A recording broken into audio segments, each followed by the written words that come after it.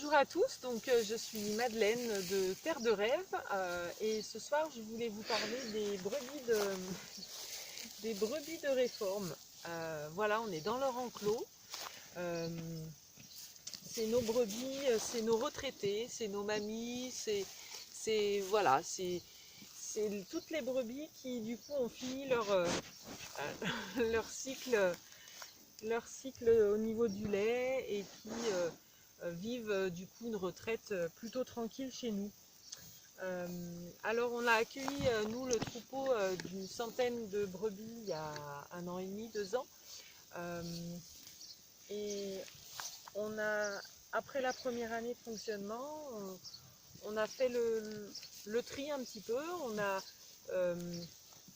mis de côté un petit peu les brebis qui avaient une santé un peu plus fragile ou qui avaient un âge avancé. On a deux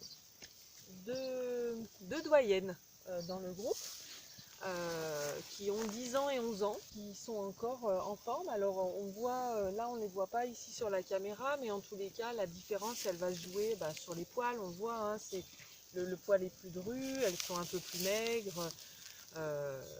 Voilà, mais en tous les cas, pour nous, c'est important qu'elle reste au sein de ce troupeau-là. Il y a aussi une hiérarchie, il ne faut pas croire, dans les troupeaux, il y a une hiérarchie qui se met aussi en place et on ne peut pas enlever toujours les anciens. Il y a un apprentissage de code, il y a un apprentissage de plein de choses qui se met en place entre les jeunes et les moins jeunes. Voilà. Alors les brebis de réforme, effectivement, voilà, je vous l'ai dit, nous on en a une quinzaine. C'est les premières à sortir, c'est les dernières à rentrer avant l'hiver. L'année prochaine, on essaiera effectivement sûrement de leur faire un petit enclos définitif à l'extérieur, de manière à ce qu'elles puissent rentrer et sortir comme elles le veulent. Alors, pourquoi en réforme? C'est vrai que voilà, moi je voulais aborder ce thème aussi ce soir avec vous. Souvent, même souvent, oui, souvent, même presque pour pas dire tout le temps, quand il y a des animaux de réforme dans des fermes, et ben effectivement, pour des questions de place, des questions de coût, des questions de fonctionnement, en disant bah voilà, on a toujours fait comme ça, alors on continue de faire comme ça, et ben du coup on s'en sépare et les gens s'en séparent. Souvent c'est à l'abattoir ou c'est voilà, transformé en viande, en caissette, en saucisson, en saucisse, etc.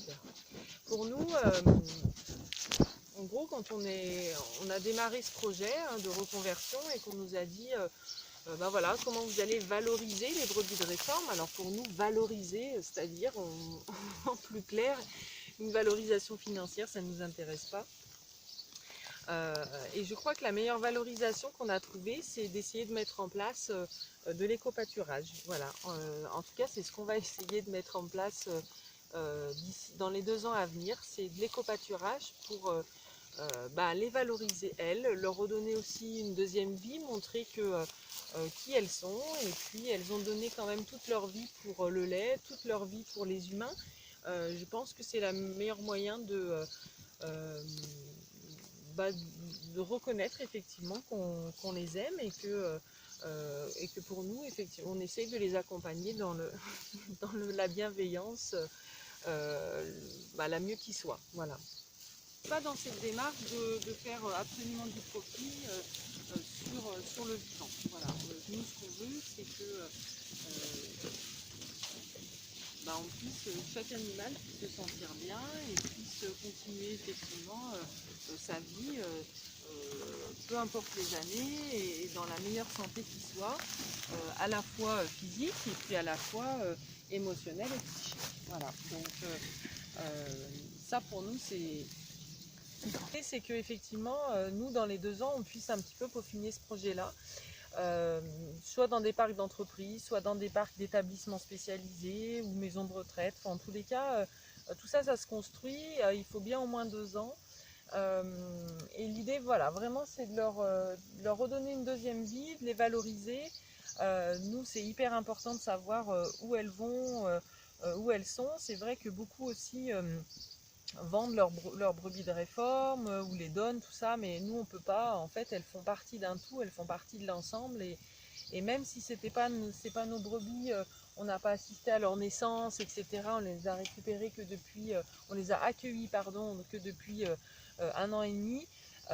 On y est attaché et on ne peut pas les laisser partir comme ça chez n'importe qui sans savoir où elles vont. Voilà. Donc c'est vrai qu'on est leur gardien et gardien, ça veut bien dire ce que ça veut dire. Après, ce qui est super avec les brebis par rapport aux chèvres, c'est que elles ne touchent absolument pas l'écorce des arbres. Donc pour ceux qui ont des vergers à entretenir, c'est vraiment intéressant.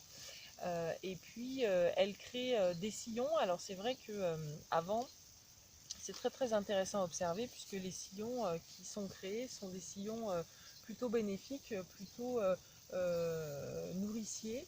Et avant, on observait les troupeaux pâturer dans un endroit, une prairie, etc. Et ensuite, en fonction des chemins qui étaient tracés, des endroits où les brebis étaient passées et siégeaient, on construisait les maisons. Voilà, donc chaque animal aussi a ses spécificités par rapport au lieu où il peut se poser. C'est 21 h, la nuit commence à tomber. Et c'est vrai que les brebis, quand il fait très chaud, alors les petits ruminants ou les autres animaux doivent être identiques aussi. En tout cas, il y a une activité qui est un peu plus importante la nuit que le jour. Donc là, voilà, elles sortent, elles commencent à manger. Donc on les complète au foin puisque les prairies sont très sèches. En tous les cas, c'est un lieu ici où elles pâturent qui est extrêmement intéressant parce qu'il y a une biodiversité au niveau des plantes. C'est une prairie naturelle qui a été laissée à l'abandon depuis plus de 10 ans. Enfin au moins 5 ans. Et c'est vrai qu'on y retrouve plein de variétés intéressantes pour les animaux. On a du chardon-marie pour le foie, donc bon, bien sûr du pissenlit aussi en tant que draineur. On a de la mélisse, on retrouve aussi du lamier blanc, on retrouve donc de l'ortie. On a tout ce qui est ronce, on a aussi du sureau. Voilà, donc c'est une partie qui est quand même intéressante pour, j'en oublie, intéressante pour leur santé, puisque elles savent effectivement là où il faut piocher, là où il ne faut pas piocher. Il n'y a que nous en tant qu'humains qui avons oublié ces connaissances-là, et il est grand temps effectivement de se les réapproprier. Toujours en observant et toujours en étant en lien avec le règne végétal, le règne animal et le règne minéral. Voilà. Ça sera tout pour ce soir pour les brebis de réforme et du coup on abordera la prochaine fois nos ados. Voilà, on vous présentera nos brebis ados et puis ensuite les mamans, les petites agnelles, le cheval, etc. pour que vous compreniez bien le fonctionnement de Terre de Rêve. À bientôt, salut!